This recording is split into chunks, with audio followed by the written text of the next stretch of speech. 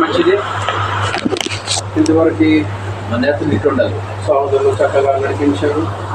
మొట్టమొదటిగా మనందరినీ ఒక చోట నడిపించిన దేవాటి దేవునికి మహిమ ఘనత ప్రభావం ఎల్లప్పుడూ మన జీవితం ద్వారా కలిగిన కాక. అలానే దేవుని దాసులకు దేవుని బిడ్డలందరూ క్రీస్తు పేరిట నా వందనాలు తెలియజేస్తున్నాను. ప్రార్థన చేసుకుంటారు.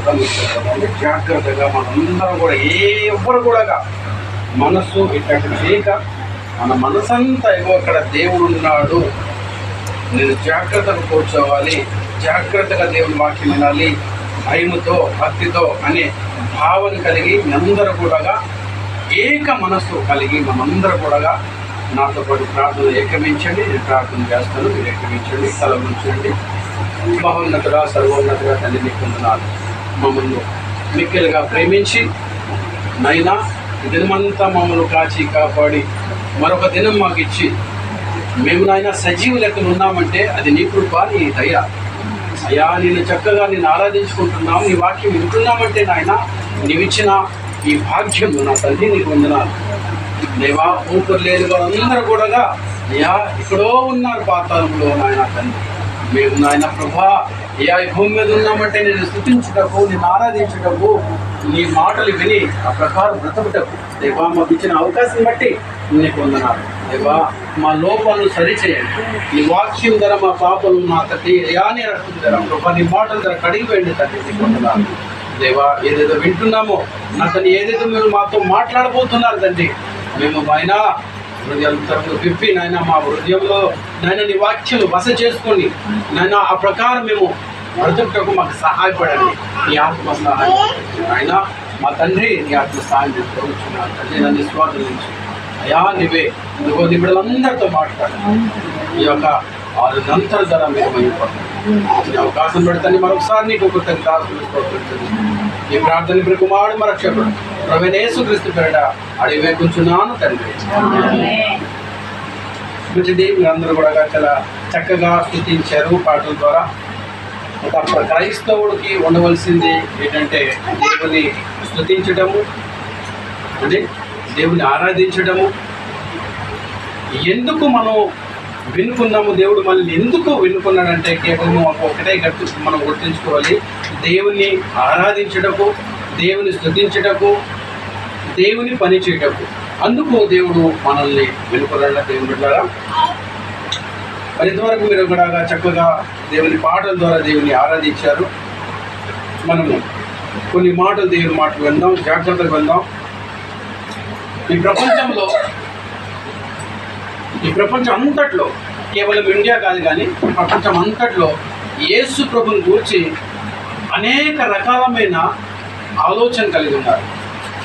యేసు ప్రభుని గురించి అనేకులు ఒక విధంగా చూసారంటే మనం ముస్లిం సహోదరులు అంటారు యేసు ప్రభు ఒక ప్రవక్త, ఇంకేమీ కాదు. అలానే హిందూ సహోదరులు ఏమంటారంటే ఆయన కూడా అంటే ఒక దేవుడే. ఒక దేవుడు అంటే ఇంకా అనేక దేవుళ్ళు ఉన్నారు, దాంట్లో ఈయన కూడా ఒక దేవుడే, లేదా ఈయన మా దేవుడు కాదు, ఈయన ఒక ఫారెన్ ఇంగ్లీష్ దేవుడు, బయట కంట్రీ దేవుడు అని కూడా అంటారు. మరి కొంతమంది ఏమంటారంటే కేవలము ఈయన దేవుని కుమారుడే, దేవుడు కాదు. మరికొంతమంది ఏమంటారు ఈయన ఒక దూత, మరికొంతమంది ఏమంటారు ఈయన ఒక కేవలము అంటే ఒక ప్రవక్త, ఒక దూత. ఇలాగే ఈ విధంగా అనేక రకరకాలమైన ఆలోచన కలిగి ఉన్నారు యేసు ప్రభుని గురించి.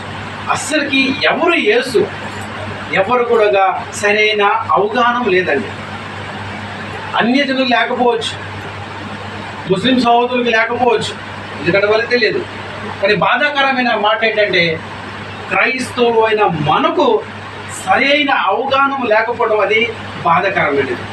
సరైన అవగాహన ఏది లేదు, యేసు ప్రభుని గురించి సరైన అవగాహన లేదు. ఎవరైతే చెప్పారో నేనే మార్గము, నేనే సత్యము, నేనే జీవము, అంటే నా ద్వారా తప్ప ఎవరును పరలోకానికి చేరలేరు, ఎవరైతే చెప్పారో ఆయన కోసం మనకి సరైన అవగాహన లేకపోవడము బాధాకరమైన మాట, చింతించవలసిన మాట. ఎవరు యేసు అనే పాఠం చాలా రోజుల నుండి మనం నేర్చుకుంటూ వస్తున్నామండి. చాలా రోజుల నుండి ఇంకా అయిపోదంటే నడుస్తూనే ఉంది అంటే కొన్ని నెలల నుండి మనం వినుకుంటూ వస్తున్నాం. ఈ రోజుకి పార్ట్ 6 అంటే 6వ భాగం. అంటే 5 భాగంలో ఎవరు ఈ యేసు అనగా నన్ను ఎంతగా ప్రేమించిన ఎవరు యేసు ప్రశ్న. ఎవరు ఇంతకీ యేసు నన్ను ఎంతగా ప్రేమిస్తున్నాడా? ఎలా ప్రేమించాడు? తన ప్రాణం పెట్టి ప్రేమించాడు. ఎలా ప్రేమించాడు? తన రక్తం కాల్చి నన్ను ప్రేమించాడు. ఎలా ప్రేమించాడు? నా కోసం అవమానం పొంది ప్రేమించాడు. నా కోసము పరలోకాన్ని విడిచిపెట్టి భూమి మీద బ్రతికాడు, ప్రేమించాడు. ఎవరు ఇంతకీ యేసు నన్ను ఎంతగా ప్రేమించాడు? ఎందుకు నేను ఇంతగా ప్రేమిస్తున్నాడు? యేసు నా కోసం ప్రాణం పెట్టాడు, శిలువలో నా కోసం మరణించాడు. నా పాపం కోసం ఆయన ఎందుకు మరణించడము? నా పాపం ఎందుకు ఆయన ముళ్ళు కిరీటం తొడుక్కోవడము ఎందుకు? ఎవరు కూడా మోయలేనంత శిలువ ఆయన అలాగ మన కోసం మోసుకుని వెళ్ళాడండి. ఎవరి కోసం? ఎందుకు? ఎవరు ఇంతటి యేసు? నా కోసం ఎంత చేసిన ఎవరు యేసు? అంటే యేసు అంటే కేవలం 2 అక్షరాలు కాదు. యేసు తెలుగు అక్షరాలు 2 అక్షరాలు కాదు. యేసు వెనక అనేక రహస్యాలు ఉన్నాయి. ఆ పేరు వెనక అది గొప్ప క్రియరూపకమైన నామము. యేసు అనే నామము గొప్ప క్రియరూపకమైన నామం. ఉదాహరణకు యేసు అంటే రక్షకుడు అని అర్థము బైబిల్లో ఉంది. యేసు క్రీస్తు అంటే యేసుకు మరొక పేరు క్రీస్తు అంటే అభిషక్తుడు అని అర్థం బైబిల్ చెప్తుంది. ఇమాన్యుయల్ ఎవరు? యేసు క్రీస్తే. ఇమాన్యుయల్ అంటే ఎవరు? దాని అర్థం ఏంటిది? దేవుడు మనకు తోడే ఉన్నాడు అంటే ఎన్ని అర్థాలతో కూడిన ఈ యేసు పేరు ఉంది. అంతేకాదండి, ఈ యేసు అంటే ఎవరి కోసము? ఆయన వధింపబడిన గొర్రెగా మారాడండి. ఆయనకి ఒక గొర్రెని ఎలాగైతే వధింపబడతాడో, ఒక కసాయవుడు వచ్చి తన వ్యాపారం చేయడానికి ఏం తీసుకుని వస్తాడండి? తన పేకని అంటే తలని కట్ చేసి అమ్ముకుంటాడు, రక్తం అలా కారుతుంటాడు. అలాగా వధింపబడ్డాడు యేసుక్రీస్తు మన కోసం. అలా వధింపబడ్డాడు గొర్రె పిల్లిగా. వింటున్నారా? యేసుక్రీస్తు మన కోసం వధింపబడ్డాడు. యేసుక్రీస్తు మన కోసం కాపరిగా ఉన్నాడు, గొర్రెల కాపరిగా. ఎందుకు? అనేక సింహాలు దాడి జరుగుతాయి, అనేక ఎలుగుబంటులు దాడి జరుగుతాయి. గొర్రెలంటే విశ్వాసులు అని అర్థం. గొర్రెలంటే ఏంటండి? విశ్వాసులు. మనం అందరము విశ్వాసులము. అందరూ విశ్వాసులు. ఈ విశ్వాసులకి మనందరికీ కాపరి ఎవరు? యేసుక్రీస్తు. ఆయన మంచి కాపరి. మంచి కాపరి ఏం చేస్తాడు? తన ప్రాణం పెట్టిన కూడా తన గొర్రెలకు కాపాడుకుంటాడు. ఎవరితో మన ప్రమాదం ఉంది? సాతాను వాడు అనుచరులతో మన ప్రమాదం ఉంది. వాడిని ఎదిరించాలంటే మనకి శక్తి సరిపోదు. వాడిని ఎదుర్కోవాలంటే మనకు ఒక శక్తి, మనకు ఒక ఆయుధం కావాలి. అదే వాక్యం అనే ఆయుధం మనకు ఉండాలి. అప్పుడే మనము ప్రతి సాతాను ఒక అనుచరులను మనం ఆయనకు దొక్కి మనం ఓడించగలం. మన కోసము ఆయన ఏంటండి సంఘాన్ని కట్టాడు, సంఘాన్ని శిరస్సుగా అయ్యాడు. ఆయన మనకి మార్గము, ఆయన మనకు సత్యము, ఆయనే జీవము. ఆయన ఏమన్నాడంటే నేనే జీవ ఆహారాన్ని కూడా అన్నాడు. ఎన్ని పాత్రలు చూడండి. నేను జీవాహారం, నన్ను తినేవాడు బ్రతుకుతాడు అని. ఒకప్పుడు ఆదాము అవ్వ ఒక పండు దేవుడు తినకూడదు అని పండు తిని మరణించారు. దానికి ముందు మరణం లేదు వారికి, వారు చిరకాలం జీవించేవారు. కానీ దేవుడు ఆజ్ఞకు వారు ఏం చేశారు? దాటారు. దేవుడు ఆజ్ఞకు వెళ్ళలేదు, తినకూడదు అని చెప్పిన తర్వాత కూడా ఆ పండు తిన్నారు. ఆహారం తిని మరణాన్ని కొని తెచ్చుకున్నారు. మరలా నిత్య జీవం పొందుకోవాలంటే ఏం చేయాలి? అందుకు యేసు ప్రభు ఏమంటున్నాడంటే నేను జీవాహారాన్ని, నన్ను తినేవాడు బ్రతుకుతాడు. పండు తిని మన పితృపురుషులైన ఆదామామ గారు మరణాన్ని తీసుకుని వస్తే యేసు ప్రభు అంటున్నాడు నన్ను తినేవాడు బ్రతుకుతాడు. ఆయన తినమంటే ఏంటిది? తన అర్థం ప్రతి ఆదివారము మనం జ్ఞాపకార్థం ఏం చేసుకుంటున్నాం? రొట్టె అంటే ఏంటిది? తన శరీరము, రక్తము అంటే ఏంటిది? మనం ద్రాక్ష రసం తాగుతున్నాం కదా ప్రతి ఆదివారం తీసుకోవాలండి. చాలా సంఘాల్లో తప్పు జరుగుతున్నాయి, ప్రతి ఆదివారం తీసుకోరు. తప్పది. ప్రతి ఆదివారం తీసుకోవాలి రొట్టెని ద్రాక్ష రసాన్ని. ఆయన జ్ఞాపకంగా నన్ను జ్ఞాపకం చేసుకొని ఇలా చెయ్యుడి అని యేసు ప్రభు మనకు ఆజ్ఞ ఇచ్చారు. ఆజ్ఞ ప్రకారం మనం ప్రతి ఆదివారం మనం జ్ఞాపకం చేసుకోవాలి ఆయన శరీరాన్ని, ఆయన రక్తాన్ని. ద్రాక్ష రసంగా పోలికగా మనం రక్తాన్ని తీసుకోవాలి, ఆయన శరీర పోలికగా మనం రొట్టెని భుజించాలి. అది తినేవాడు బ్రతుకుతాడు అని. అంతేకాదు ఆయన అనేక పాత్రలను ఆయన చూడగలను. అనేక పాత్రలు, 1, 2 కాదు కానీ అనేక పాత్రలు కలిగిన ఆయన కలిగి ఉన్నాడు. ఆయన అంటే నీతి సూర్యుడు అనే పాత్ర ఉంది ఆయనకి. ప్రధాన కాపరి అని ఆయనకి ప్రాధాన్యత ఉంది అంటే. అంతేకాదు ఆయన ఆలోచనకర్త, ఇంకా ఆశ్చర్యకరుడు. ఇవన్నీ ఆయనకున్న గుణగణాలండి. ఆలోచనకర్త, బహు బలవంతుడు, నిత్యుడు అంటే సమాధానకర్త. ఇవన్నీ వాక్యమునివే. నేనేమి కూడా నా ఇంత నేను చెప్పట్లేదు. ఇవన్నీ రెఫరెన్స్తో పాటు ఉన్నాయి. యెషయా గ్రంథము 9వ అధ్యాయం 6లో ఉంటుంది.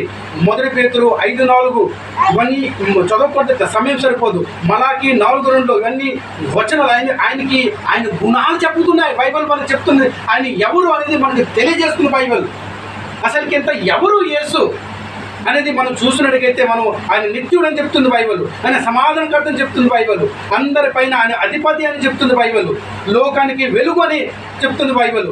ఆయన రక్షణకర్త అని బైబిల్ చెప్తుంది. ఇంకండి నిత్య రక్షకుడు, ఇంకా గొప్ప ప్రధాన దూత, మహిమ స్వరూపి ప్రభు, ఇంకా విశ్వాసమునకు కర్త, ఆత్మల అధిపతి, నిజమైన ద్రాక్షవల్లి, విమోచకుడు, నిరంతర స్తోత్రారుడు, జీవాధిపతి, అందరికీ ప్రభు, రాజులకు రాజు, ప్రభులకు ప్రభు. ఇవన్నీ బైబిల్ మనకిస్తున్న అంటే స్టేట్మెంట్, అంటే సాక్ష్యాలు. ఇది మనుషులు ఇస్తే మనం నమ్మకూడదు. మనుషులు చెప్తే నమ్మకూడదు. ఎవరితో చెప్తే నమ్మాలి? బైబిల్ చెప్తే నమ్మాలి. బైబిల్ యేసు ప్రభువుని గురించి ఇదిగో ఎన్ని సాక్ష్యాలు చెప్తుందండి. ఆయన చెప్పినవన్నీ ఆయన గుణగణాలండి. ఎన్ని పాత్రలు ఆయన చేసి ఉన్నాడు. ఇంతకీ ఎవరి కోసం చేశాడు ఇన్ని పాత్రలు? ఎవరి కోసం అండి? నీకోసమే తల్లి, నీకోసమే, నాకు ఎన్ని పాత్రలు ఎందుకు చేయవలసి ఉంటుందండి? మనుషుడు పాపం చేసి ఏమండి నరకానికి పాత్రలు, నరకానికి తగ్గ సమయంలో ప్రభు మన రక్షకుడు అంటే నీతిసూర్యుడు ఈ భూమికి దిగడం జరిగింది. మన పాపం పోవాలంటే, మన ఆ నరకం నుంచి రక్షింపబడాలంటే అంటే పై నుండి పరలోకుండి ప్రభు దిగ రావాలి. ఒకడును నీతిమంతుడు లేడు. అందరూ పాపం చేసి దేవుడు అనుగ్రహించు మహిమను పొందలేకపోతున్నారు. అంటే పాపం లేనివాడు కదా పరిశుద్ధుడు, పాపం లేనివాడు కదా పరలోకం పోయేది. మరి అందరూ పాపం అయితే పరలోకం వెళ్ళేది ఎవరు? భూమి మీద అందరూ పాపంలో అయితే పరలోకానికి వెళ్ళేది ఎవరు? అందుకు పరలోకం వెళ్ళాలంటే ఇక్కడ భూమి మీద మనం కడగబడాలి. దేనితో? రక్తంతో కడగబడాలి. ఏ రక్తము? పాపము లేని రక్తంతో కడగబడాలి. అని ఎవరు? పాపం లేనివాడు యేసుక్రీస్తు. ఒక యేసుక్రీస్తే భూమి మీదకి అంటే మనిషి కుమారుడిగా వచ్చాడు పాపం శూన్యంగా. బైబిల్ చెప్తుంది ఆయన దావీదు కుమారుడని. బైబిల్ చెప్తుంది అబ్రహాం కుమారుడని. ఆయన మరియమ్మ కుమారుడని. మరియ కుమారుడు ఎలాగయ్యాడు? మనిషి కుమారుడు. యేసోపు కుమారుడు అనబట్టాడు. దేవుని కుమారుడు ఆయన. మనిషి కుమారుడు ఒకవైపు దేవుని కుమారుడు. మరియమ్మకు పుట్టాడు కనుక అంటే మనిషి కుమారుడు. అర్థమవుతుందో బాగా అర్థం చేసుకోండి. మరియమ్మకు పుట్టాడు కనుక ఆయనకేం పేరు వచ్చింది?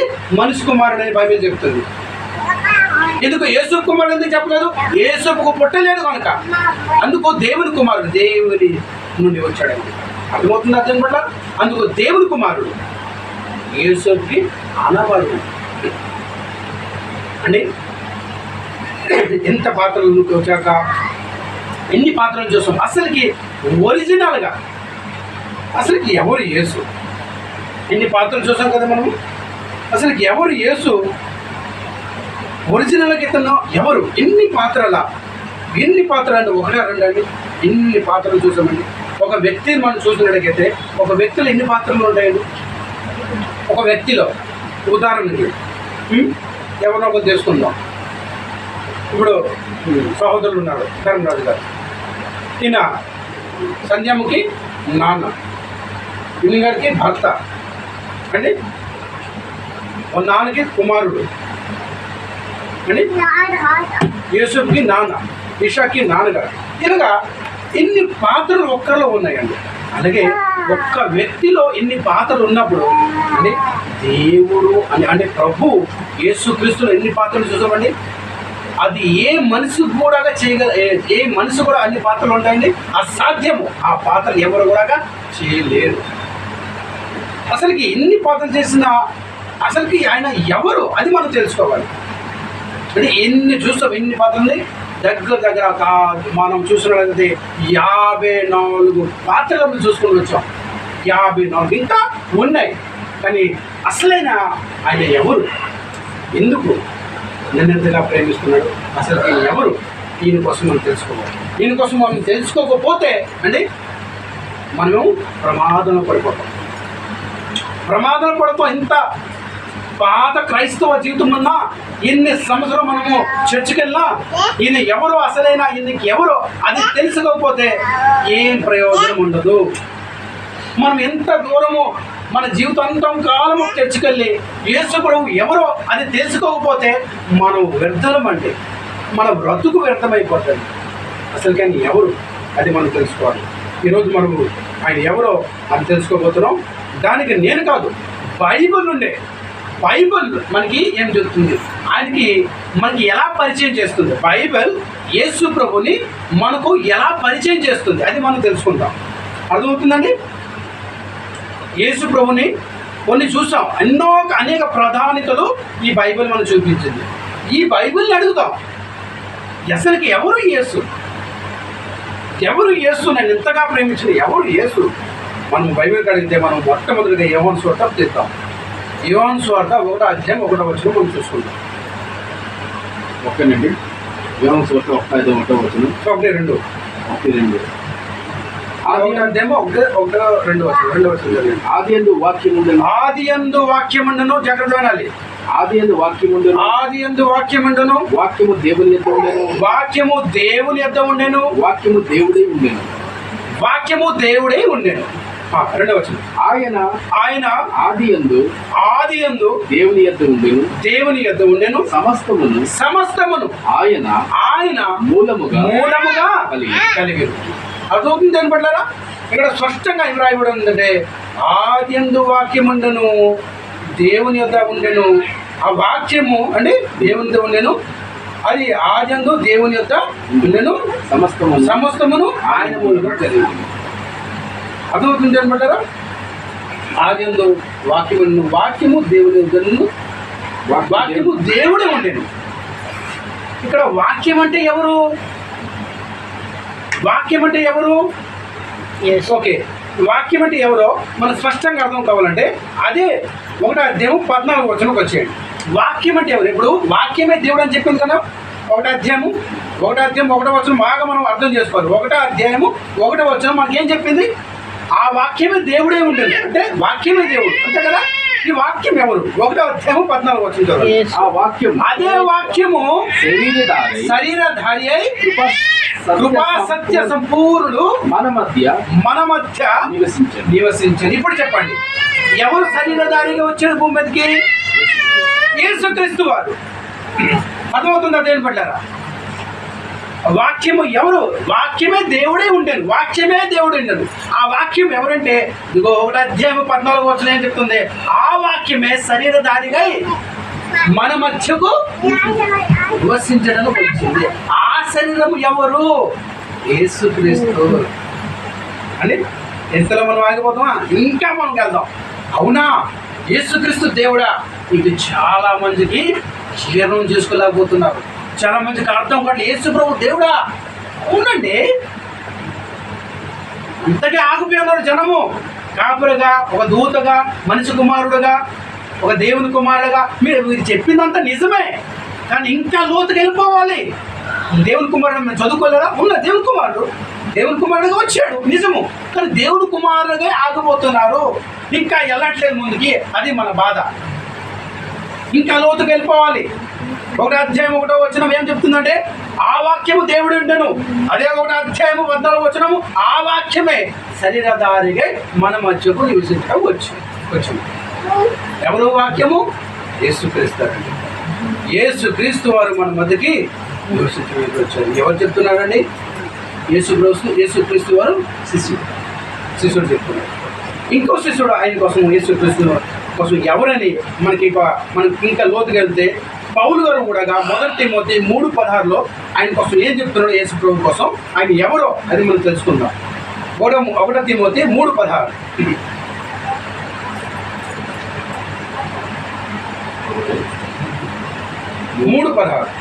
ఏమంటే 1 తిమోతి 3:16 నిరక్షేపముగా దైవభక్తిని గూర్చిన మర్మము గొప్పదై ఉన్నది. ఆయన శరీరుడుగా ప్రత్యక్షమైన ఎవరి కోసం చెప్తున్నారు? పౌలు గారు ఎవరి కోసం చెప్తున్నారు? సత్శరీరుడుగా ప్రత్యక్షమాయను. ఇక్కడ యోహాను గారు ఎవరి కోసం చెప్పారండి? ఆ శరీరము అండి, ఆ వాక్యము శరీరధారి అయి మన మధ్యకు నివసించడం వచ్చింది. పౌలు గారు కూడా కన్ఫర్మ్ చేస్తున్నారు. అవును, కరెక్టే. ఆ వాక్యమే శరీరధారిగా మన మధ్యకు వచ్చింది. ఆ దేవుడున్న ఆ వాక్యమున్న దేవుడు మన మధ్యకి శరీరంగా ఇవ్వడము కరెక్ట్. పౌలు గారు కూడా ఏం చెప్తున్నారండి? సత్శరీరుగా ఇటు అందరూ కూడా దేవుని బిడ్డలారా, ఇక్కడ మనం ఏం ఇక్కడ నుంచి మనం ఏం నేర్చుకుంటున్నామండి అంటే యేసుక్రీస్తు ఇప్పుడు వరకు ఎవరైతే ఇంతవరకు ఒక మనిషిగా లేదా ఒక ప్రవక్తగా లేదా ఒక దూతగా చూస్తున్న వారందరూ కూడా ఈరోజు తెలుసుకోవాలండి. మన ద్వారా వాళ్ళు తెలుసుకోవాలంటే కాదు నువ్వు ఆగిపోయావు సహోదరుడా, మీరు చెప్పాలి. నువ్వు ఆగిపోయావు, మనిషి కుమారుడు అంటున్నావు కరెక్టే, కానీ ఇంకా లోతుకి వెళ్ళాలి. నువ్వు పై ఉండి నువ్వు ఈ లోతును చూస్తున్నావే తప్ప నువ్వు ఈ లోకి దిగాలి నువ్వు అని చెప్పాలి. మీరు లోతుకి దిగు. అప్పుడు యేసు ప్రభు దూత కాదయ్యా, యేసు ప్రభు కేవలం దూత కాదు, కేవలము దేవుని కుమారుడే కాదు, కేవలము మనిషి కుమారుడే కాదు, కేవలము ఒక దాసుడే కాదు, అంటే కేవలం ఒక పరిచయకుడే కాదు, ఒక రాజే కాదు. అంతగా ఆగిపోతున్నావు, లోతుగా దిగు. అప్పుడు నీకు యేసుక్రీస్తు ఎవరో నీకు అర్థమవుతుందని మీరు చెప్పాలి. అంటే వినేవారు మీరందరూ కూడా చెప్పాలండి. దేవుని బిడ్డలారా, ఇంకా మనం లోతుకి వెళ్దాం. కేవలము ఆయన దేవుడని మనం మాటలతో కాదండి, నేను చెప్పిన మాత్రం మీరు నమ్మకండి. బైబిల్ రుజువేంటిది మనకు యేసు ప్రభు దేవుడు అనడానికి? బైబిల్ చెప్తేనే నమ్మాలి తప్ప ఏ వ్యక్తి చెప్తే నమ్మకూడదు. బాధాకరంగా మాట్లాడండి, అనేక సంఘాల్లో యేసు ప్రభు అంటే దేవుడు అని చెప్పడం లేదండి, మిగతావని చెప్తున్నారు. అవును కరెక్టే, అని మరియం కుమారుడు అని చెప్తారు, కరెక్టే. అది ప్రవక్త అని చెప్తారు, కరెక్టే. అది ఒక మనిషి కుమారుడు అని చెప్తారు చాలా సంఘాల్లో, అది కూడా కరెక్టే. నేను అబద్ధం అనట్లేదు, వాళ్ళు రాంగ్ అనట్లేదు. అంటే ఒక ప్రవక్త అని చెప్తారు, మనిషి కుమారుడు అని చెప్తారు, దేవుని కుమారుడు అని కూడా చెప్తారు, కరెక్టే. కానీ వారు ఏం చెప్పరు? దేవుడు అని చెప్పరండి. వాళ్ళకి అర్థం కాని సంగతి ఇదే, వారు దేవుడని ఒప్పుకోరు చాలా సంఘటన. అయితే మనము ఏది కూడా ఏ మనుషులు కూడా చెప్పేది నమ్మక బైబిల్ మనకేం చెప్తుంది? బైబిల్ మనకి ఎన్ని సంగతులు, ఎన్ని రెఫరెన్స్, ఎన్ని అధ్యాయాలు, ఎన్నో సాక్ష్యాలు ఉన్నాయి. వాటి చదివి మనం తెలుసుకోవచ్చు. యేసు ప్రభు కూడా ఆయన అన్నాడండి, నేను మార్గము, ఆయన అన్న నేను ద్వారము, నేను జీవముని, నేను జీవహారాన్ని, నేను జీవమునిచ్చేవాడు అని ఆయన చెప్తున్నాడు. అవన్నీ కూడా బైబిల్ ఒక్కొక్కటిగా మనం చూసుకుంటూ పోతున్నాం. ప్రతిది కూడా ఆయనతో. మనుషులు అంటామరండి, అవును గొర్రె ఎప్పుడైనా కూడా గొర్రె కాపరిగా అవుతారా? గొర్రెల కాపరి ఎప్పుడు కూడా గొర్రెగా మారుతాడా? రాజు ఎప్పుడైనా ఒక రాజు ఒక పేదవాడిగా అవుతాడా? అది ఎలాగ సాధ్యము? ఇది మనిషి ఇలాగా ఆలోచించుకుంటారండి. ఒక పేదవాడు ఉన్నాడండి, భిక్ష ఎత్తుకుంటున్నాడు. అడు రాజు సడన్గా రాజు అవ్వడండి. ఒక రాజు ఉన్నాడండి, సడన్గా ఆయన భిక్ష ఎత్తుకోవాలండి. ఈ రెండు అవుతాయా? సాధ్యము. కానీ యేసుక్రీస్తు చేశాడండి. పేదవాడుగా అయ్యాడు. ఎవరి కోసం? మన అందరి కోసం పేదవాడుగా అయ్యాడు. రాజుగా ఉన్నాడు, ధనవంతుడైన రాజు, రాజులకు రాజు, కానీ మనందరి నిమిత్తం పేదవాడుగా కనిపించాడు. అదండి ఆయన గొప్పతనం. గొప్ప స్థానాన్ని విడిచిపెట్టాడు. ఎవరి కోసం? నీవు రక్షింపబడాలి, నీవు రక్షింపబడాలి, నీవు రక్షింపబడాలి. ప్రతి ఒక్కరు పాపంలో మునిగి ఉన్నారు, లోకంలో కలిసి ఉన్నారు. లోకనాథుడంగా ఈ లోకంలో తిరుగుతున్నాడు. ఎవరు మిరుగుతున్నా అని తిరుగుతున్నాడు సాతాను. నేను దొరికిన వారందరిని కూడా నరకాన్ని తీసుకుని పోవాలని. కానీ మన కోసము వాడి నుంచి రక్షించడానికి, వాడి నుంచి మనం కాపాడడానికి, పాపం నుంచి మనకి విడిపించడానికి రాజుగా ఉన్న దేవుడు భూమికి మనిషిగా పుట్టాడండి. మనిషిగా పుట్టాడు. దేవుడే ఉండి విడిచిపెట్టకూడని భాగ్యం అది. ఎన్నడూ విడవనేది భాగ్యము. అది విడిచిపెట్టాడు యేసు ప్రభు. యోహాను సువార్త 8వ అధ్యాయము 58వ వచనం చదువుకుందాం. ప్రతిదీ కూడా రాసుకోండి. యేసు ప్రభు దేవుడని నేను రుజువు చేస్తున్నాను. ప్రతి వాక్యము, ప్రతిదీ కూడా రెఫరెన్స్ మీకు ఇస్తున్నాను. యేసు ప్రభు దేవుడు. మీకు ఎవరు అడుగునా కూడా, మీకు ఎవరు ఏం చెప్పినా కూడా మీరు ఒకటే అంటే మీ ఆయుధము మీ కాడ ఉంచుకోండి. ఇదిగో దేవుడని అక్కడ ప్రూఫ్స్ ఉన్నాయ్యా, సాక్ష్యం ఉన్నదయ్యా, చెప్పండి, మీరు సవాల్ చేయండి. యేసు ప్రభు దేవుడు అనడానికి అనేక రుజువులు ఉన్నాయి బైబిల్లో. ఒక్కొక్కటిగా మనం తెలుసుకుందాం. యోహాను సువార్త 8వ అధ్యాయం 58వ వచనం. అప్పుడు యేసు ప్రభు అంటున్నాడు, అప్పుడు యేసు ప్రభు అబ్రహాము పుట్టక మునిపే నేను ఉన్నానని మీతో నిశ్చయంగా చెప్తున్నాను. నేను మీతో నిశ్చయంగా చెప్పుచున్నాను. ఏం పెట్టారా? అబ్రహాం అంటే మన పితృపురుషుడు అని. అబ్రహాము ఈ భూమికి వచ్చినప్పుడు అప్పుడు యేసు ప్రభు ఉన్నాడంటే లేరండి. కానీ ఆశ్చర్యమైన మాట అంటే శాస్త్రులు పరీక్షలు అక్కడ అడిగినప్పుడు ఏం మాట్లాడుతున్నారు? అబ్రహాం పుట్టక ముందే నేనున్నానని యేసు ప్రభు వాళ్ళతో అన్నప్పుడు వాళ్ళు ఆశ్చర్యపోతున్నారు. ఏంటి నీకు 30 సంవత్సరాలే కాలేదు అంటే నువ్వు అబ్రహాం పుట్టక ముందు నువ్వు ఉన్నావా అని ఆశ్చర్యపోతున్నారు. వారికి అర్థం కాలేదు. అబ్రహాం పుట్టక ముందే ఉన్నానంటే లోపల ఉన్నాడని అతను అది అర్థం చేసుకోలేకపోతున్నాడు వాళ్ళు. అంటే దేని పడ్డారా? ఇంకా మనం చదువుకుందాం. 10:30 చదవండి. అదే యోహాను సువార్త 10:30 వచనం. నేనును తండ్రిను ఏకమై ఉన్నామని వారితో చెప్పాను. అంటే నేను నా తండ్రి ఒకటే. మేము మాలో వింతలు లేవు. నా మనసు నా తండ్రి మనసు ఒకటే. నా ఆలోచన తండ్రి ఆలోచన ఒకటే. నా తలంపులు తండ్రి తలంపులు ఒకటే.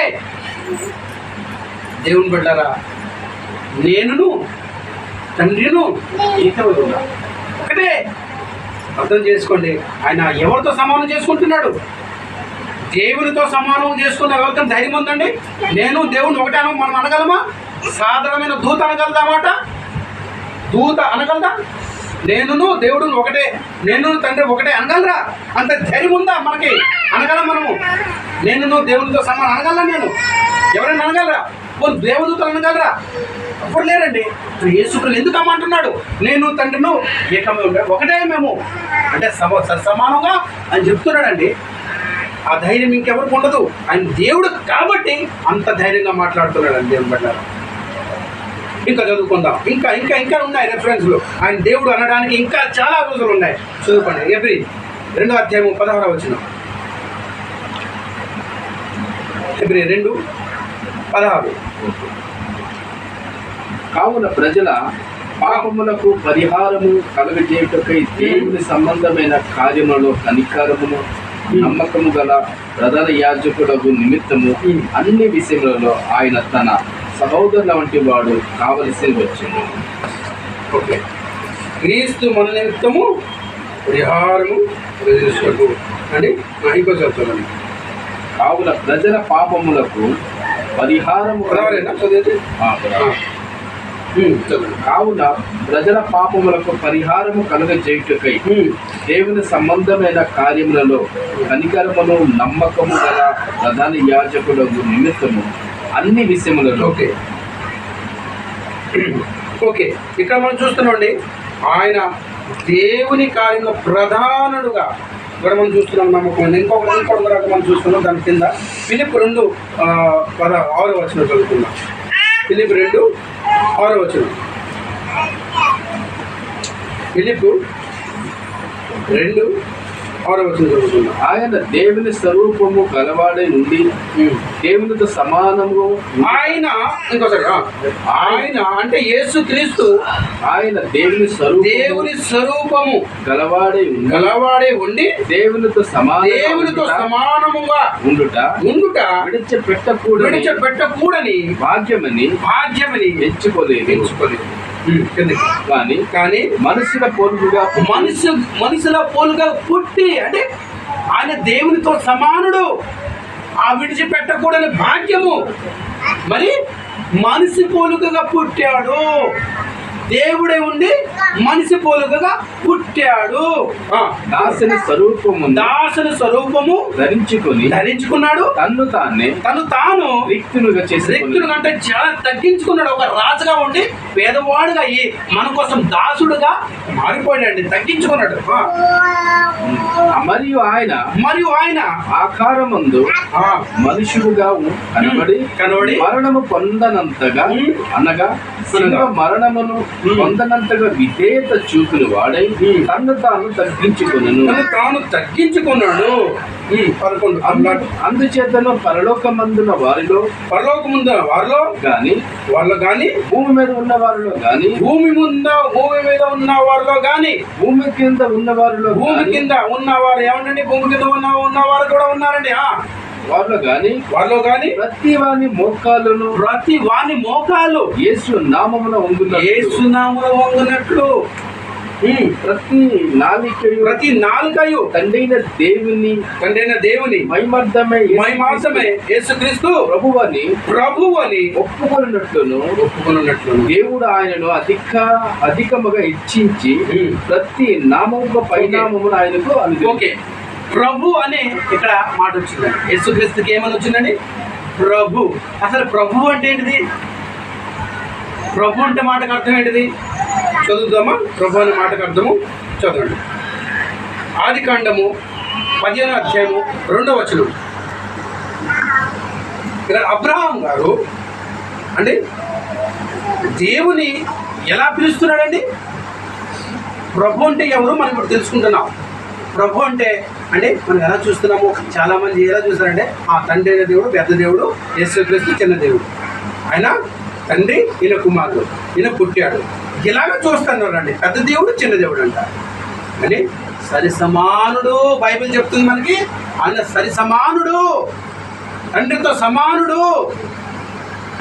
ఆయన ప్రభు అనే మాటకు అర్థం మనం 15:2. అందుకు అబ్రహాము ప్రభు అయిన యెహోవా చాలండి. ఇక్కడ యెహోవా అంటే ఎవరండి? దేవుడే కదా. మరి దేవునికి ఏమని పిలుస్తున్నాడండి? ప్రభు అయిన యెహోవా. అదవుతుంది అనమాట. అక్కడ మనం ఏం చూసాము? యేసుక్రీస్తు ఏమని సంబోధిస్తున్నారు?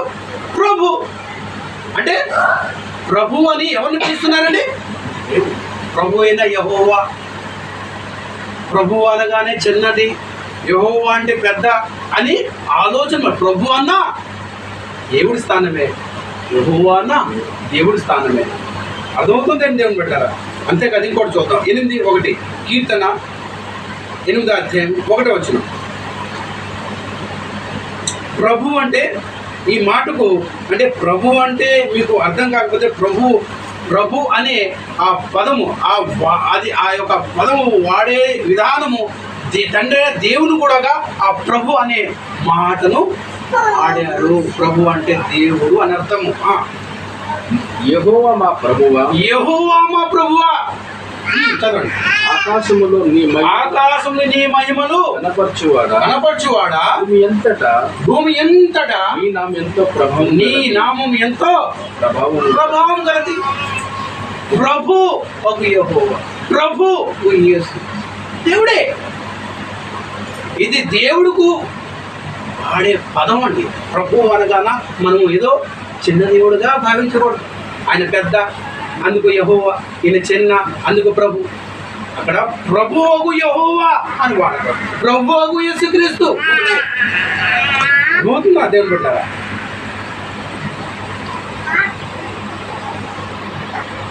ఓకే, ఇంకా మనం చూసుకుందాం. తోమ ఏమంటున్నారో యేసు ప్రభువుని గురించి అది కూడా మనం తెలుసుకుందాం. ఓకే, యోహాను సువార్త 20:28. తోమ ఎవరు తెలుసు మీకు? ఎవరు తోమ చెప్పండి? శిష్యుడు, రైట్.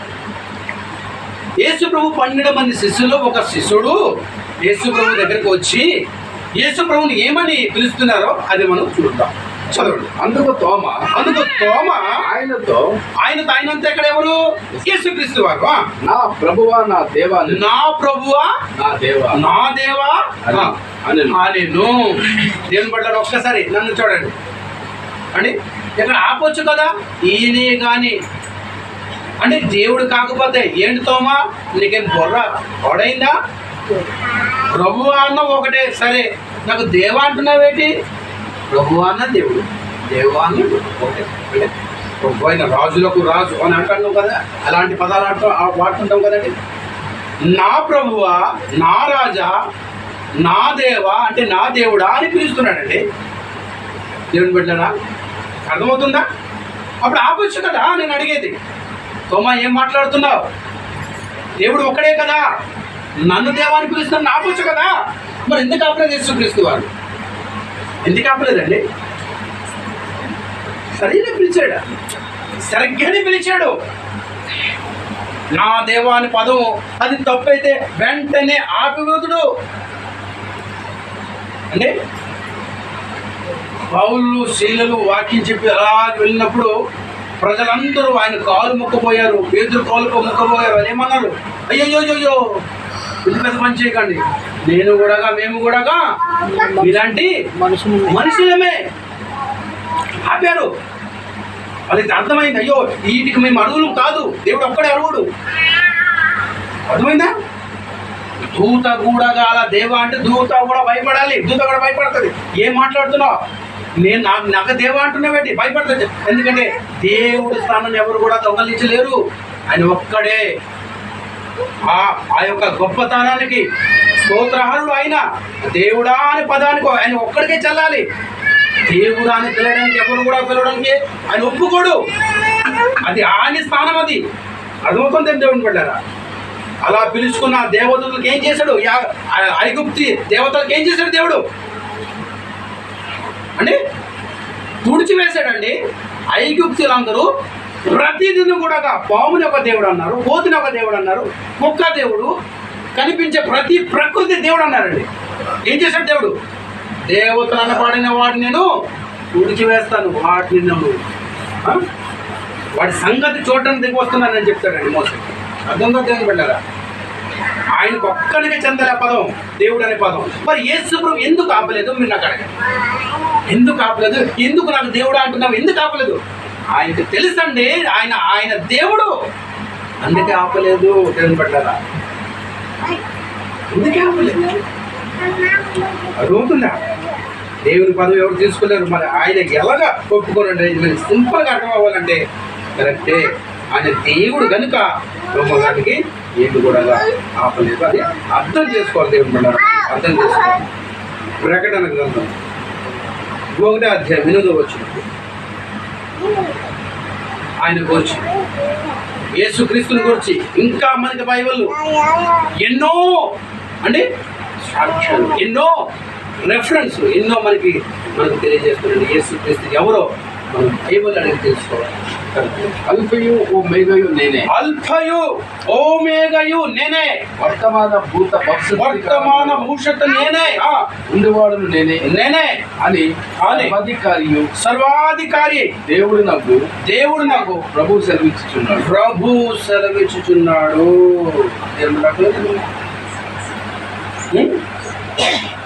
అర్థమైందా? మళ్ళొకసారి చదువుతాం. అల్ఫయు ఓమేగయు నేనే, అల్ఫయు ఒమేగా, ఆది అంతము ఆయనే అండి, ప్రారంభము అంతము ఆయనే. వర్తమాన భూత భవిష్యత్తు కాలములలో వర్తమానం భవిష్యత్తు కూడా ఆయనే. దేవుని పడ్డారా బాగా వినండి. ఉన్నవాడు నేనే నేనే అని అని సర్వాధికారి అని సర్వాధికారి దేవుడు నాకు ప్రభు సెలవిస్తున్నాడు.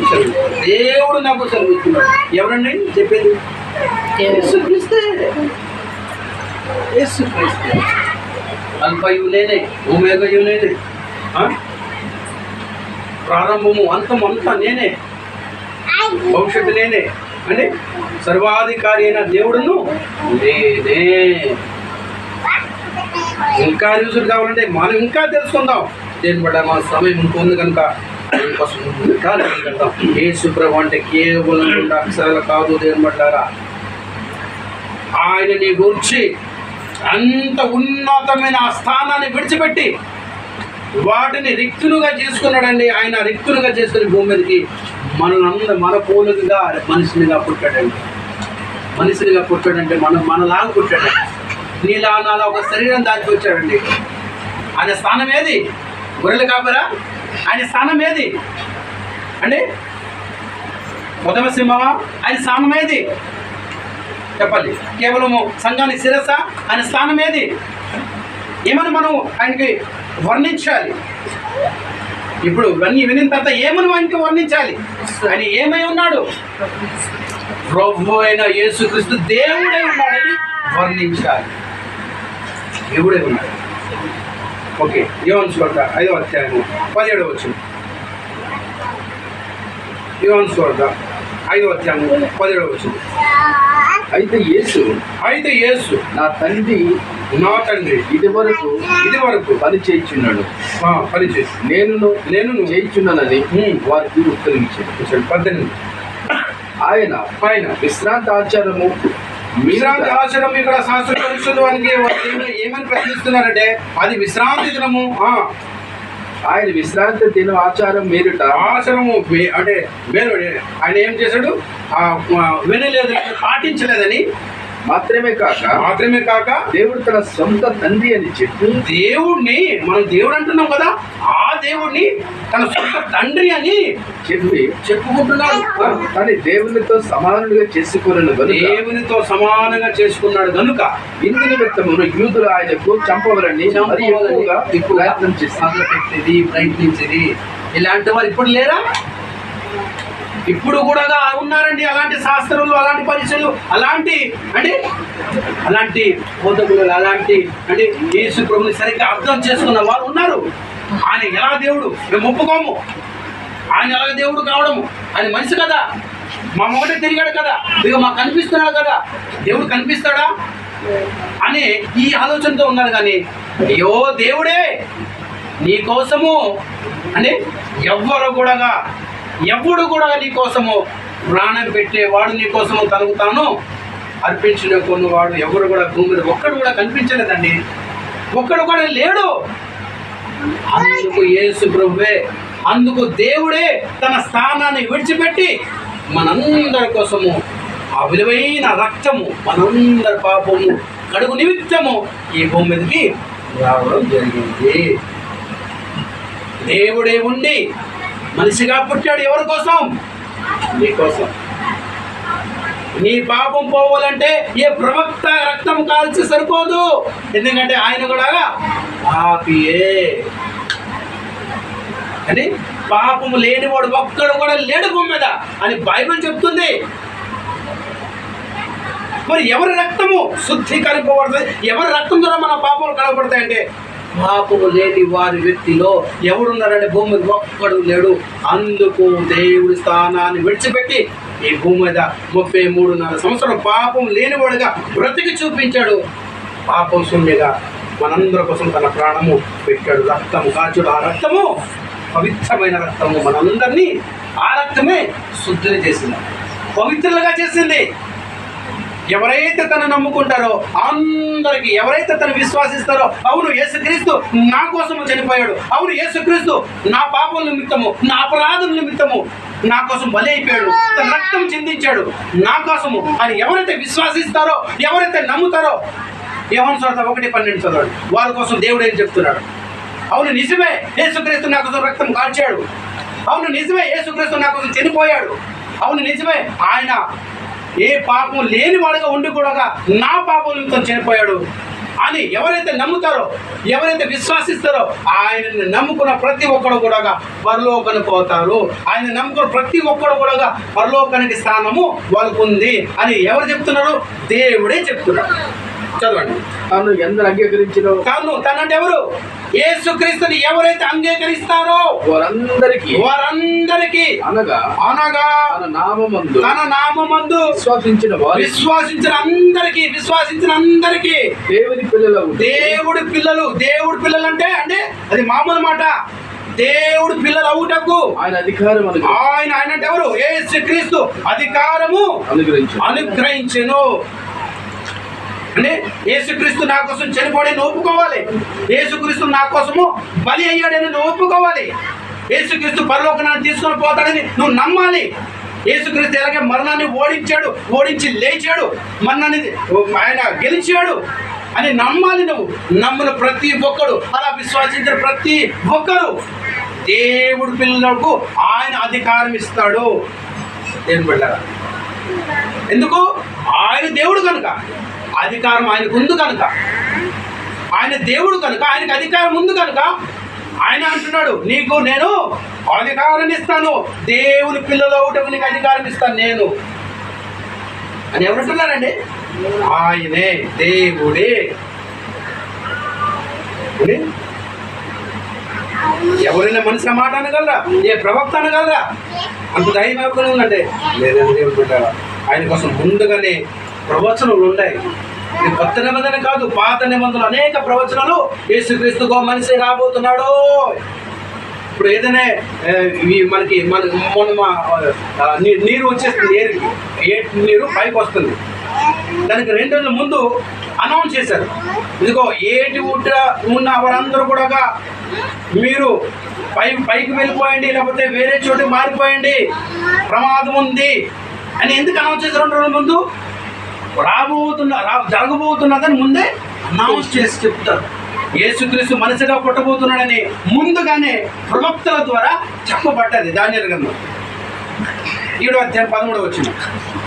యేసుక్రీస్తు దేవుడే, ఆ దేవుడు మనిషిగా పుట్టబోతున్నాడు, ఆ దేవుడే తన స్థానాన్ని విడిచిపెట్టి భూమి మీద రాబోతున్నాడు అని ముందుగా చెప్పబోదండి. కొన్ని వేల సంవత్సరాలు, కొన్ని వేల, యేసుప్రభు ఇంకా భూమి మీద ఇంకా రాకముందే, కొన్ని వేల సంవత్సరాల ముందే అంటే చెప్పబడ్డది. ఆయన కోసం రాబోతున్నాడని.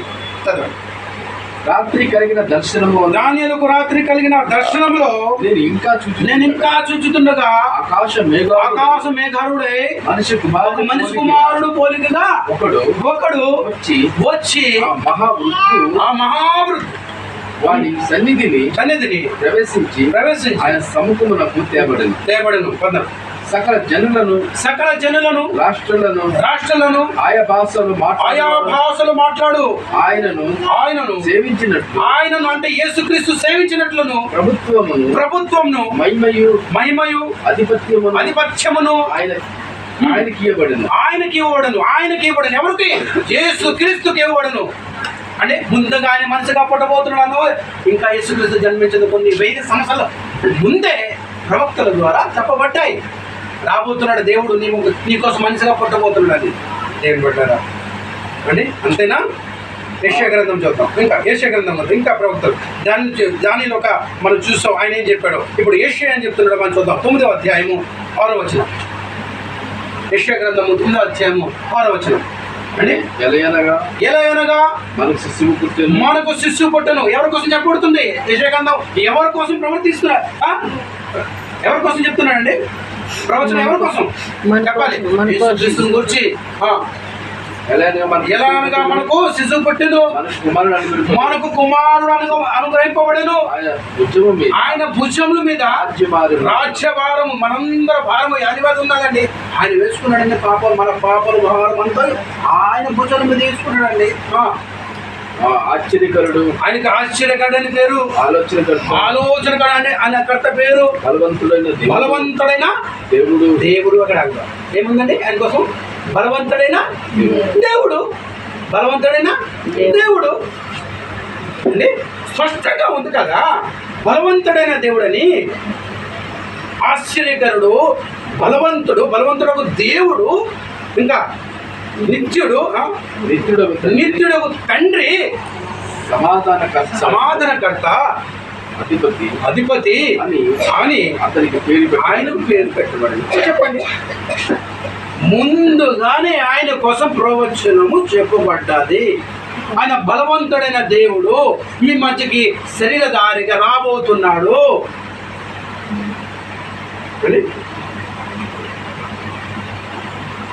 ఆలోచనకర్త అనేది ఆయనకి పేరు లేదండి. ఆయన ఆశ్చర్యకరుడు, ఆలోచనకర్త, తండ్రి అని ఆయన పేరు అనుకుందండి. యోహాను సువార్త ఒకసారి చదవండి. యోహాను సువార్త 10:30 ఏముంది ఆయన కోసం? నేను తండ్రి ఏకమై ఉన్నాము. చెప్పాను. ఓకే, ఇంకా ఇంకోటి చదవండి. రోమి రాసిన పత్రిక 16:21 చదవండి. నా జత పనివాడు తిమోతి. రోమి రాసిన పత్రిక 16:20. సమాధానకర్తకు దేవుడు అండి. ఆయన ఎవరండి? సమాధానకర్తకు దేవుడు. ఎవరి కోసం చెప్పబడుతుంది ఈ మాటలు? ఎవరి కోసం అండి? చెప్పాలి, ఎవరి కోసం?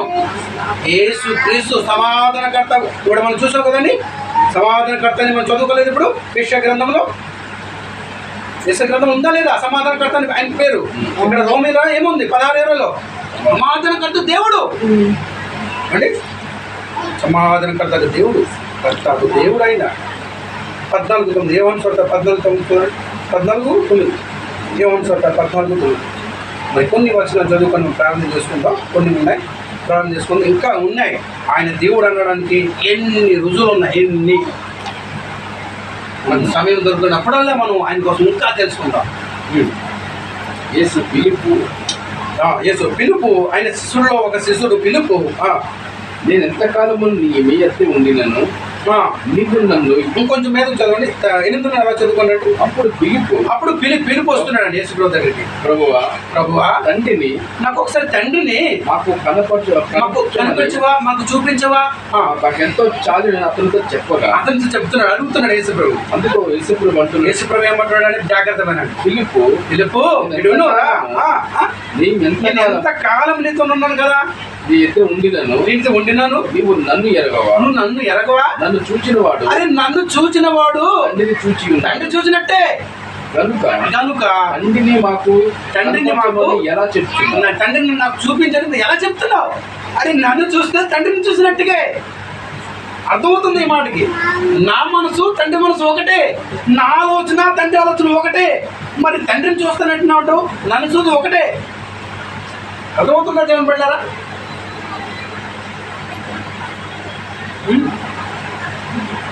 ఇప్పుడు నన్ను చూచినవాడు తండ్రిని చూసినట్టుగానే ఈ మాట ఎవరనగలండి? ఇంత ధైర్యమా? ఇంత ధైర్యం అనుకుని ఉంటుంది. ఆయనతో సమానుడు ఏంటనే ఆ మాట అనగా, నన్ను చూస్తే చూసినట్టుగా అంటే మా ఇద్దరు ఆలోచన ఒకటేనయ్యా. మరి నా తండ్రిని చూపించబడి ఏంటి అంటావు నువ్వు? నన్ను చూసావు కదా, అయిపోయింది. తండ్రిని చూసినట్టుగా వెళ్ళిపో అని అంటున్నాడు అక్కడ. తండ్రిని చూసేసావు నువ్వు అంటే నాలో నువ్వు తండ్రిని చూడు అంటున్నాడు అక్కడ. నాలో తండ్రిని చూడు, నా స్వభావము నా మాటలు ఎలా ఉన్నాయో ఆయన అలాగే ఉంటాయి. మరి వేరే గేట్ ఉంది చూడడానికి ఆయనకి? అద్భుతం చేద్దాం పెట్టారా? చెప్పండి. ఇప్పుడు ఆయన ఎవరు? యేసుప్రభు. ఎవరు యేసుప్రభు? చెప్పండి అమ్మా. యేసుప్రభు ఎవరు? దేవుడు. రుజువులండి. మేము నోటుతో చెప్పట్లేదు, మా అంతటా మేము చెప్పట్లేదు. గ్రంథము బైబిల్ మనకు నమ్మాలి. బైబిల్ చెప్పిందే మనం విశ్వసించాలి. బలవంతుడైన దేవుడు నేను దేవుడు చెప్తుందండి. శిష్యులో నా ప్రభువా నా దేవుడా అని పిలుస్తున్నాడు. శిష్యుల్లో పరిస్థితులు పిలిపంటాడు, నా తండ్రి చూస్తే తండ్రి నేను చూస్తా ఉన్నాను. చూసిన వాడు తండ్రి చూసినట్టే నాన్న.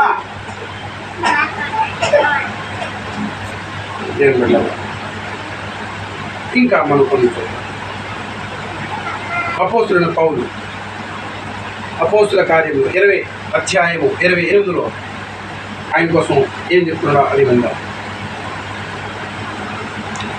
ఓకే. దేవుడు బాగానే అన్నాడు. దేవుడు తన స్వరక్తం ఇచ్చి సంపాదించిన తన సంఘము కాయుటకు పరిశుద్ధాత్మను దేవుని యందు అధ్యక్షునిగా ఉంచింది. అది అంటే ఇప్పుడు చెప్పండి, ఇక్కడ మొట్టమొదటిగా పౌలు గారు ఏమిని సంబోధించాడు? ఏ పేరుతో చెప్పాలి? దేవుడు. ఇప్పుడు చెప్పండి, ఈ సంఘానికి కూడా రక్తం ఎవరు కార్చారు? దేవుడు కార్చు. ఎవరు కార్చారు? దేవుడు కార్చు. ఎవరు? ఆయన పేరు అడుగుతున్నది ఏం పెట్టారు? మరి దేవుడు కాదని ఏమంటున్నారండి? ఇంకోసారి చదవండి. దేవుడు తన స్వరక్తం ఇచ్చి ఎందుకంటే సంపాదించిన తన సంఘం ఒక సంఘాన్ని ఎవరు కట్టారండి? యేసుక్రీస్తు. అంటే సంఘాన్ని ఎవరు కట్టారు? ఆ సంఘం ఎలా కట్టాడు? రక్తం ఇచ్చి, తన స్వరక్తం ఇచ్చి సంపాదించుకోవడం సంఘం అంటే 4 గోడలు కాదు. సంఘం అంటే మనమే. ఆయన రక్తం ఇచ్చి సంపాదించుకున్నాడు ఈ సంఘాన్ని. మనమందరము ఆయన వారము. ఆయన మన దేవుడు, ఆయన మన ప్రభు, ఆయన వారము మనము. ఆయన వారము ఎందుకు? ఆయన స్వరక్తం ఇచ్చి, దేవుడు తన స్వరక్తం ఇచ్చి. అంటే ఇక్కడ ఎందుకు ఆ పౌలు గారు దేవుడైన పదవి ప్రభు అనొచ్చు కదండి, లేకపోతే యేసుక్రీస్తు గురువు అనొచ్చు కదండి. దేవుడు తన స్వరక్తం ఇచ్చి సంపాదించుకున్నాడు సంఘం ఎందుకు అంటున్నాడండి పౌలు గారు? రక్తం ఇచ్చింది ఎవరు?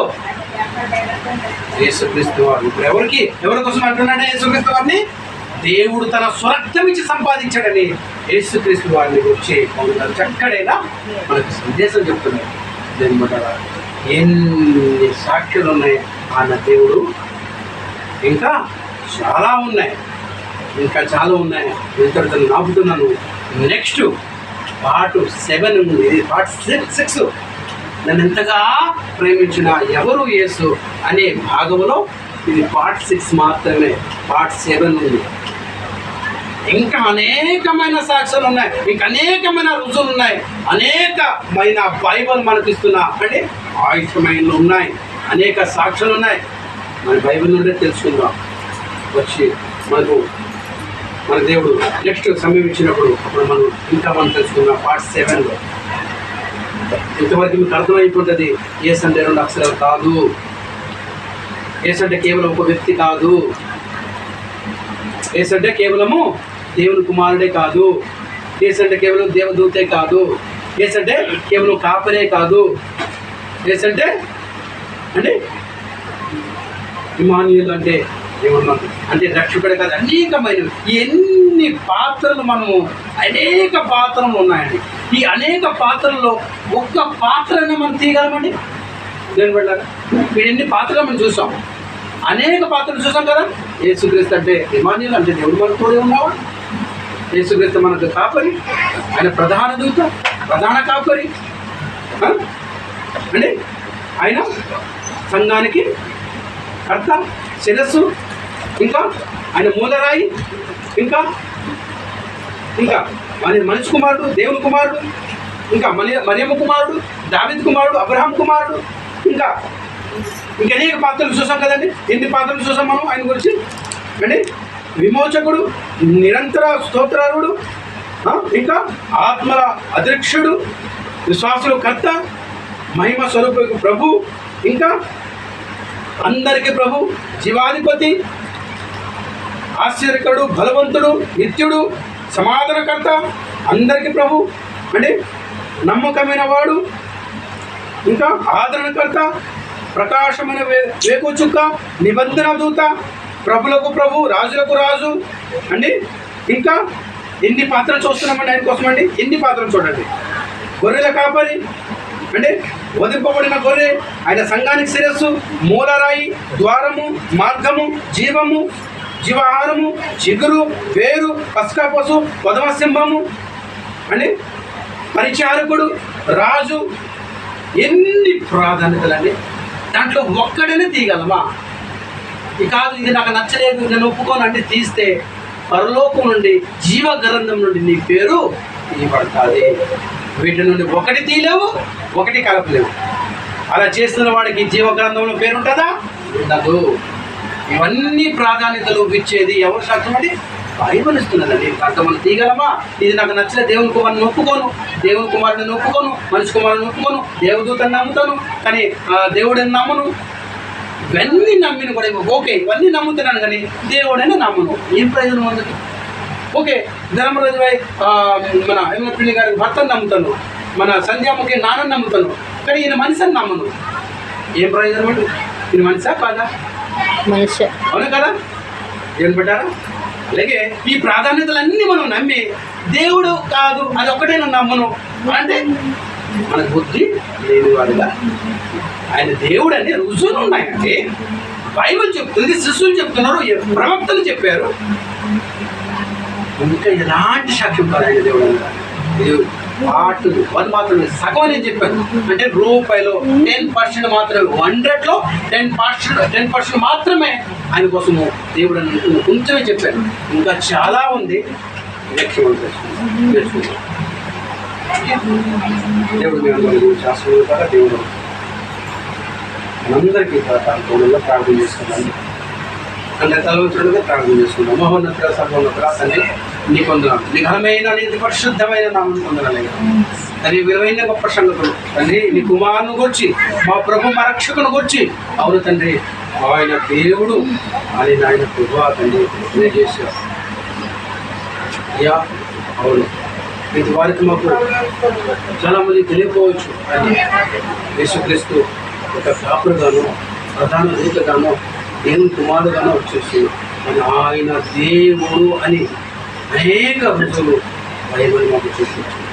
అందుకని మేము నమ్మవలసిందే. నమ్మకపోతే ఎన్ని నమ్మి ఒక దేవుడిని నమ్మకపోతే అయ్యా మేము వాక్యం మేము నా తండ్రి అయ్యా ఇంత తెలుసుకున్నా కూడా మేము అయ్యా ఆ ముఖ్యమైన పాత్రను దేవుడిని ఒప్పుకోకపోతే, దేవుడి నా ప్రధానము మేము ఆ ప్రథమ స్థానం ఇవ్వకపోతే ఏ ప్రయోజనం మా జీవితానికి? దేవా నీకు చూసుకోవాలైనా అయ్యా నీవంతర నువ్వు ఎలాగైతే ఉన్నావో ఆ ప్రభు రక్షకుడు కూడా అలానే ఉన్నాడు. దేవా అనేక సంగతులు మొత్తం మాట్లాడాలి. మాటలు మేము మర్చిపోయిన వారు కాక వాటిని విని పాటించి ఆ ప్రకారం మేము జీవించి అనేకులు కూడా మేము వారి కూడా అయ్యా మేము నేర్చుకున్న వార్తలు వారు కూడా చెప్పే జ్ఞానము నాయన మాకు దైత్యమని ప్రార్థిస్తున్నాం. తల వంచిన ప్రతి ఒక్కరిని దీవించి ఆశీర్వదించండి. ఆ ప్రార్థన కావలించిన నాన్న ఈ తల్లి గారిని, ఈ కుటుంబాన్ని, ఈ కుటుంబ సభ్యులందరినీ అయ్యా మీరు పేరు పేరున దీవించి ఆశీర్వదించండి. కుటుంబం ప్రతి ఒక్కరి రక్షణ భాగ్యం తెచ్చండి. అయ్యా లేడీ చేస్తున్నాను దాసుని కోరుతాను. తొలగించి ప్రతి ఒక్కరిని స్వాగతించుకొని మాకు ఇచ్చిన అవకాశం మరొకసారి మనసారా మీకు ధన్యవాదాలు స్తోత్రం తెలుస్తూ ఇలాంటి మహాభాగ్యము మరలా మేము ఆశిస్తూ కోరుచున్నామా ఈ సహాయం కోరుచు సమస్త మహిమ నీ నామమున కల్పిస్తూ ప్రార్థన నీ కుమారుడు మరక్షకుడు ప్రభువైన యేసుక్రీస్తు పేరిట అడిగి కూర్చున్నాము తండ్రి.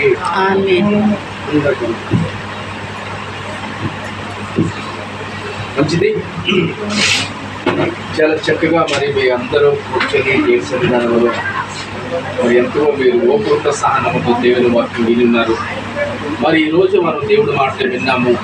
మరి దేవుడి వాక్యము ఏం విన్నామో మనకేం అర్థమైంది? యేసుప్రభు ఎవరట? దేవుడు. యేసుప్రభు ఎవరు? దేవుడు. ఈలాగా అందరూ ఒక దేవుడనే కాదు, ఆయన దేవుడు.